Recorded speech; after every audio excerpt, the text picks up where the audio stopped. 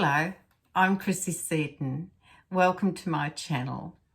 Today's topic is called actually Gender Facts and Fiction. So we're going to look at some of those things. But I want you to keep in mind that what we're talking about here is manipulating the body and language terminology around certain sexualities, etc. That does not make it scientific fact.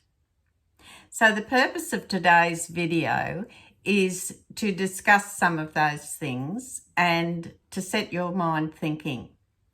But before we continue, can I just remind you, please subscribe to my channel, leave a comment, click the like button, and please definitely share my videos. I'm very happy for you to do that. And I always thank you for your comments. So let's move along now. And I want to qualify this first of all by saying that I'm now in my 70th year. I've seen it all, I've heard it all, and I do not suffer fools gladly.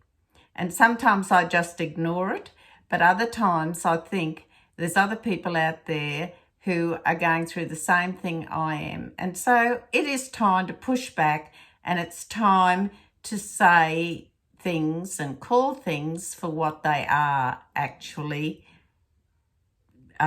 presenting as. So without further ado, we're going to have a little quick anatomy and physiology lesson. So you've probably all heard the term DNA. We often say, oh, it's in the DNA. It's all about the DNA. And so what DNA is actually an abbreviation for deoxyribonucleic acid.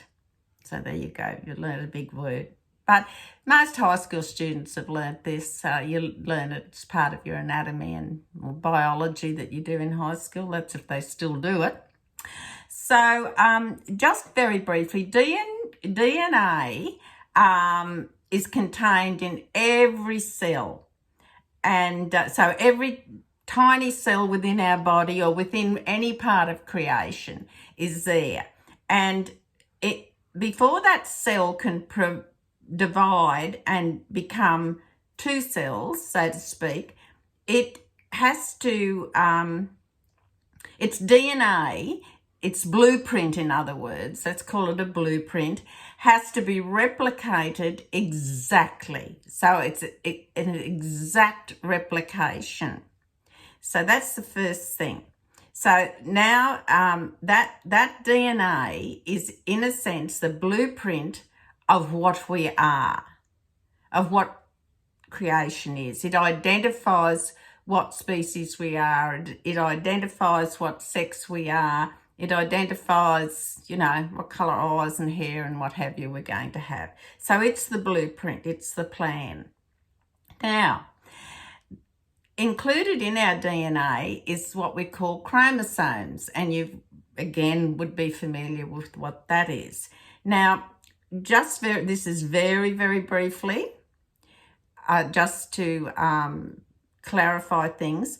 So chromosomes are little thread-like structures, and they're contained within the centre of the cell, or the nucleus is the correct term, in the nucleus of each individual cell. So they're little threads, and these chromosomes, they function in the transmission of genetic information, all sorts of genetic information, including our sexual gender, what gender we're going to be. That is, we can be one of either. We're either going to be male or we're going to be female. And of course, again, you would all know that double X chromosome is female, XY is male. Again, in biology, you would have learnt the process of how fertilisation, etc. occurs. Well, we're not going to go into that today. But the fact remains that those chromosomes do not change, and in no way can they change. So let me put this more simply. The chromosomes that you are born with cannot be changed or they, first of all, they cannot change themselves and they cannot be artificially changed. So that gender that you were born with, no matter what you do in life, you can't change that DNA. That's there. That's there forever. So those chromosomes at birth remain the same. And the chromosomes, this is the other thing to bear in mind, are in all the cells of our body. So every minute little cell, those chromosomes are implanted in there because that's what makes us male or makes us female. Now, to change chromosomes is not technologically remotely possible. There are trillions upon trillions of cells in the average normal body, and it's never likely to be ever able to be manipulated. So there's our first fact. The chromosomes determine what gender we're going to be at birth, and we remain that gender for the rest of our life. But I'm getting ahead of myself a little bit there. I just want to try and keep on track. Now, we're moving into a ticklish topic. Well, it is for some people. It's not for me. I've many years of a nurse. I find it easy to talk about these things. Let's look at these people who undergo, for whatever reasons or feelings they have, they decide to undergo sexual reassignment surgery. And I'm sure you've all heard about that. Sometimes it's called sex change operation, but technically and medically it's sexual reassignment surgery. Now, when they have this sexual reassignment surgery, it does not change their chromosomes in each of their individual cells. So, let me give you an example. If it is a male having sexual reassignment surgery to be female, he has a set of XY chromosomes, and those chromosomes are still retained after the surgery.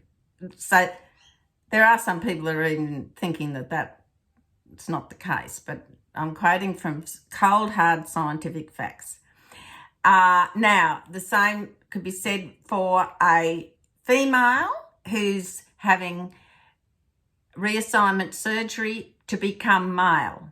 That female previously had XX chromosomes, and that female after surgery will remain XX chromosomes after they've had this reassignment surgery. So that no power of thought or wishful thinking can manipulate those facts. A fact is a fact. Therefore, if you are having sexual reassignment surgery to a male going to a female, you're still a male. If you're having sexual reassignment surgery, a female wanting to be a male, you're still a female. Your chromosomes haven't changed. The DNA hasn't changed. So regardless of what body parts have been either removed, reconstructed, or implanted, whatever makeup or other enhancements you use or however you dress or whatever, your cell DNA is still the same gender as when you were born. So if you were born a male, you're still a male after your reassignment surgery in the body. The body, you can take hormones or boosters or suppressants or whatever the case may be to suit whatever your needs are, but your cell structure does not change. Scientific fact. And the same with the female who wants to be a male. You can have all the surgery under the sun, etc., etc. But if you were born a female, you are still a female after your surgery. Two genders, male and female. I'm not afraid to say it. I'm sure someone's going to protest bitterly. So, regardless of what those body part changes have been or the extent of the surgery, etc., or any medications, nothing has changed. You're still either male or female. So biological science is facts. DNA and chromosomes are fact. And regardless of how you manipulate either your body and the subsequent language to support that and surround that, it does not alter what your DNA and your chromosomes are. And one way or another, people have to understand that's the truth. So, let's take a little look and see what God's word is on all this. Now, I'm going to read it to you. It's from The Divine Code by Rabbi Moshe Weiner, and it's the 4th edition. And I'm now reading, if it's the 4th edition, I'm reading on page, part 5, chapter 9, section 4, page 381, says, transgender operation, sexual reassignment surgery, or SRS, either performed to change parts of a man's body to a female form or parts of a woman's body to a male form, are forbidden, at least on the grounds that this is a destruction of the body. Moreover, it seems that a transgender operation is also forbidden on the grounds that it nullifies and contradicts the purpose of creation, just as it is prohibited because of this reason for a Gentile to cross-graft different species of fruit trees or to cross-mate different species of animals. Now, further to that, continuing with that, we now go over to part 6, chapter 2, section 7, and this is on page 409. It says, as explained in part 5, topic 9.4, sexual reassignment surgery is forbidden because it is damage to the body that is not medically required, and it is also for a licentious purpose. Sexual reassignment surgery does not change the person's statutes in Torah law as a male or a female, which is supporting what I've just said. If a man who underwent sexual reassignment surgery is the passive partner in anal intercourse with another man, both are liable for capital sin. If the other man inserts his organ into the transsexual new female orifice, neither is committing the act of the capital sin, but it still constitutes forbidden intimate contact. So that's looking at it from the from God's point of view, and the laws for certainly pertain to Noahides and would cross over for Jews as well. So we've looked at God's word. We've listened to prolific literature and questionable literature at that, and opinions and so forth. It's every day in the media about how the rest of us have to bow down and we have to accept these people's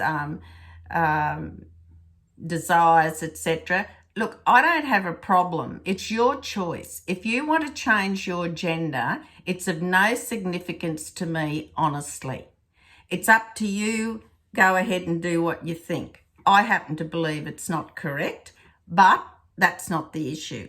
You can go and you know, go ahead and have whatever you want done to your body, whatever you think is suitable for you. But by the same token, don't mock my values and my freedom of speech to validate your choices. Don't manipulate language to call people, you know, they have phobias about this, they have phobias about that, oh, they're this, they're that, they're religious nutters, they're, you know, cranks, etc. But I'm getting a little bit tired of the language and the terminology that is added to vocabulary, and that we're supposed to adorn that, embrace it, and say everything's all right. Yes, yes, yes, I'll do whatever you like. You know what? I respect a person for what's inside the person, what they are, how their character is. Are they truthful? Are they trustworthy? Are they kind? Are they righteous? I really don't care what gender you are, or the colour of your skin, or what country you come from. I don't care about that. It's the quality of you as an individual, and you are free to do whatever you like, just as I am free to have my opinions, my beliefs, and my values. So I suggest that we all act with common sense in these issues. If you want to go and do something to your body, you want to change, supposedly change your sex, you want to be a woman or you want to be a man, that's up to you. But don't expect me to go along with your fantasies that you have changed your sex, because you haven't. Simple, end of story. Please don't forget to subscribe to my channel, and I look forward to doing some more videos very soon. In the meantime, I want you to take care and God bless.